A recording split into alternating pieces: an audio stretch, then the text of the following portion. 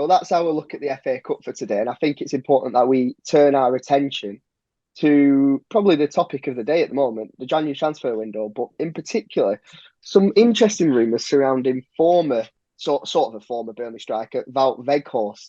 Now, Weghorst was, in some ways, not particularly a fan favourite whilst he was at Burnley last season, signed in January, obviously for 12 million by Dice when we needed to replace Chris Wood. We needed to try and keep ourselves in the Premier League. And for a brief spell, personally, I thought it looked as though Weghorst could be that guy to help us see us over the line. I remember the goal away at Brighton. But things didn't work out. He moved to Besiktas on loan in search of a World Cup place. And here we sit 6 months later, and Rich, it seems as though Weghorst might be on the brink of moving to Manchester United. It's a remarkable turn of events. Yeah, he's an enigma, isn't he, Wout? Listen, I think he's a good player. I think if you play to his strengths, I know you can't just build a team around the play all the time, but we tried to replace Wood with Weghorst, hitting them channel balls and hitting it, and he's not that type of player. He's very good with his feet, and he's a typical Dutch player, isn't he? Very, very technical. And he scored 2 fantastic goals in the World Cup against the World Cup winners.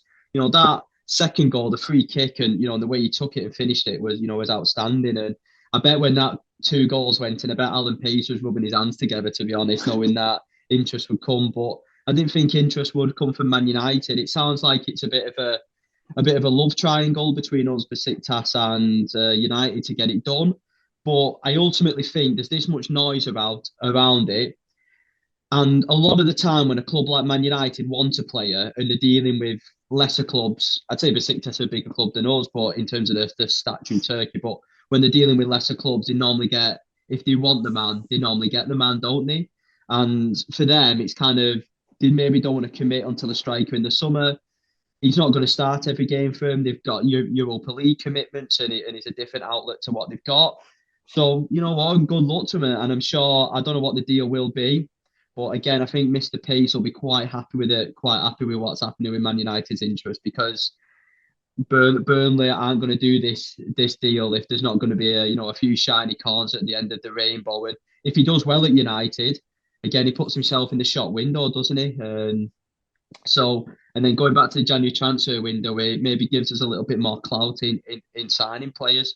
Yeah, I tend to agree, Rich, in that I personally, I do like Weghorst, and I liked him as a player. Now, it didn't quite work out with us, but you could tell there was certainly a good footballer there. I think what was most interesting for me is, for such a big lad, 6'6", when the ball did come to his feet, he was capable of playing it off. And I think, in another parallel world, he could have played a big role for us this season under Company, and perhaps that'll come in the future. But Andy, what were your thoughts on Weghorst whilst he was at Burnley, then going to Besiktas? And do you think he's the right fit for a team like United, or does it stink of desperation from a club that can't afford to sign anybody else this January? Yeah, I think he's a tricky one. I think he's a tricky one for anyone.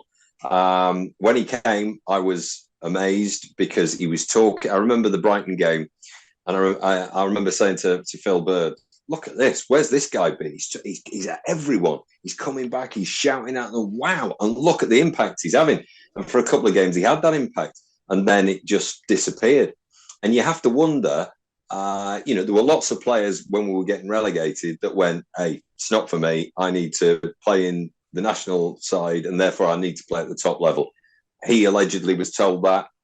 Nick Pope knew he had to get out in order to go and be in the England team. So I don't think bad of him for that. But the few bits that I've seen, when Wales played the Netherlands and Connor Roberts said, "Why weren't you like that for us?" And his response, and he's looking after himself, and there's nothing wrong with that. Ronaldo, he does that. He looks after himself. That's quite clearly the model he's following. But that's a tricky human dynamic to fit into a team. And what Vincent Kompany's done is pulled together a load of hungry young lads who are playing for each other without anybody going, "I'm the big I am, have a look at me." I mean, you can see that. That's a compact unit. When you drop a bit of oil on water, that might not work. And I think he has that tendency to be a bit too, "Have a look at me. I'm Ibrahimovic. I am Ronaldo," which is why the United scenario he'll be absolutely loving. Whether it goes ahead or not, I mean, this is the point where, you know, the lads in Turkey go, I want a bit of this. The lads in Burnley go, we'll have a bit of this. And Man United go, we've got another Ronaldo. Oh, have we? And is he as good? And is he proven? He's had his glimmers. He was great at Wolfsburg. And, you know, the World Cup, yes, I saw it. But I don't know. I mean, the jury's out for me. It's not a dead cert. I wouldn't put my house on him being an absolute success at Manchester United. No, I think I tend to agree in that. The Premier League, the Premier League YouTube channel put a video out today. Wout Weghorst's finest moments as a Premier League player, and somehow it was 3 minutes long. Now I liked Weghorst when he was at Burnley, but I'm not sure I could fit together 3 minutes of what positive influences he had on the game. Rich, do you worry in a sense that whilst this deal is going to be in some ways hopefully financially beneficial for us, do you worry that this might distract us from what we need to do ourselves this January, and that this might hold off any incomings that we might make? Possibly. It's an interesting way of looking at it, isn't it? We've obviously, our first priority this window's been outgoings, with our squad players going and some of our cherished Burnley players obviously leaving us, over many years. And it's a really difficult one, but like, I don't think Burnley expected this deal to happen.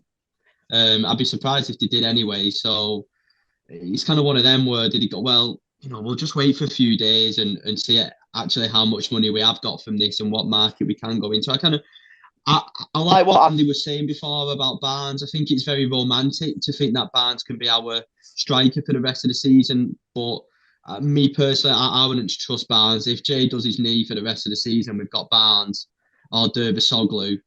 That's not for me personally. I can't lie, just because Barnes he's had for me 2 good games this season. I can't see any other games. And I know he's not played a lot, but the jury's, and would I want another striker this January transfer window? Yeah, 100%. I think it's actually the position that we do need, and I think Kompany's made that very clear himself that he does want a striker. So to answer your question, yeah, it could impact us in times like that. If this does drag on another 10, 15 days, will Burnley just go, you know what, we're pulling the plug, we can't be bothered? But we could look at it as an opportunity to actually think, right, we can maybe sign a player who we thought was initially out of our price range.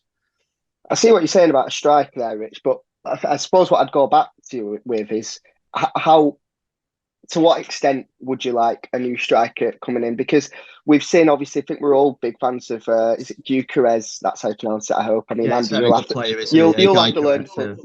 to learn soon, Andy, how to pronounce that name when we sign him. But he's a good player, but it seems like we're going to be priced out of that deal. I saw on Twitter today that Lyle Thomas of Sky Sports News has said Bristol City have valued Semenyo, their striker, at £12 million.